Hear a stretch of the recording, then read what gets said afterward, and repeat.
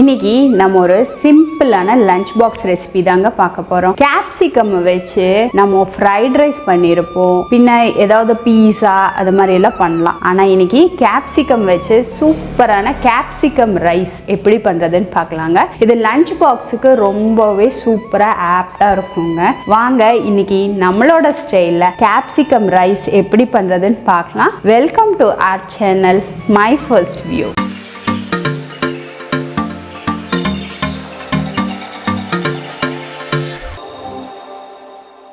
இங்கே நம்ம ஒரு வாணலி வச்சுருக்கோம். இதில் முதல்ல 2 டேபிள் ஸ்பூன் அளவுக்கு எண்ணெய் சேர்த்திக்கலாங்க. சூடானதும் கடுகு, உளுத்தம் பருப்பு, சீரகம், கடலைப்பருப்பு சேர்த்திடலாம். இப்போ இந்த கடுகு ஜீரகம்லாம் நல்லா பொரிஞ்சு வரட்டும். கடுகு ஜீரகம்லாம் நல்லா பொரிஞ்சதும் பூண்டு பார்த்தீங்கன்னா நல்லா ஃபைன் சாப் பண்ணதை சேர்த்திடலாம். 3 பூண்டு அளவுக்கு எடுத்து நல்லா ஃபைன் சாப் பண்ணியிருக்கோம். இந்த பூண்டோட பச்சை மணம் போகிற வரைக்கும் வதக்கி கொடுத்துக்கலாங்க. ஃப்ளேம் பார்த்தீங்கன்னா நல்ல சிம்மில் தான் வச்சுருக்கோம்.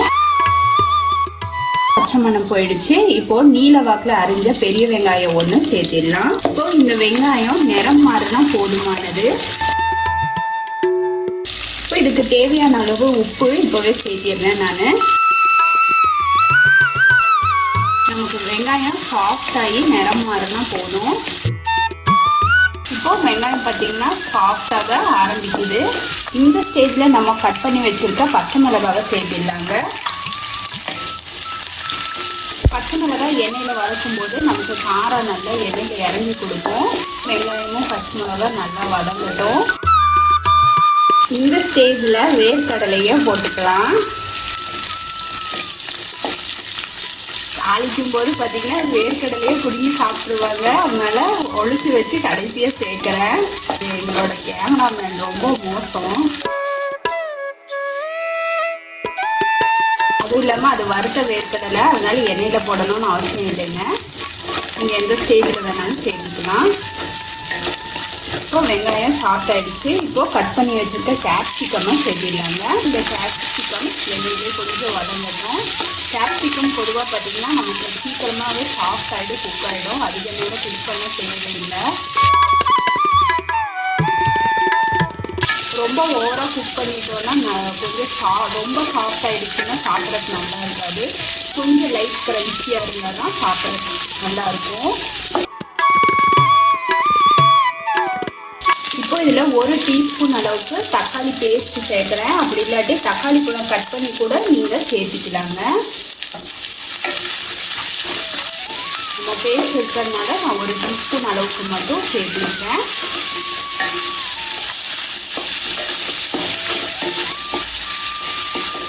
நீங்கள் தக்காளி பழம் சேர்க்குறதா இருந்தால் மீடியம் சைஸ் தக்காளி ஒன்று சேர்த்துக்கோங்க. இப்போ இதில் மிளகாய் பொடி ஒரு 1/4 டீஸ்பூன்லேருந்து 1/2 டீஸ்பூன் அளவுக்கு சேர்த்துக்கலாம். நீங்கள் எந்த அளவுக்கு சாதம் சேர்க்குறீங்களோ அதுக்கு தகுந்தாற் போல், நீங்கள் எந்த அளவுக்கு காரம் சாப்பிடுவீங்களோ அதுக்கு தகுந்தாற் போல். அடுத்ததாக கரம் மசாலா ஒரு 1/2 டீஸ்பூன் போல் சேர்த்திக்கலாம்.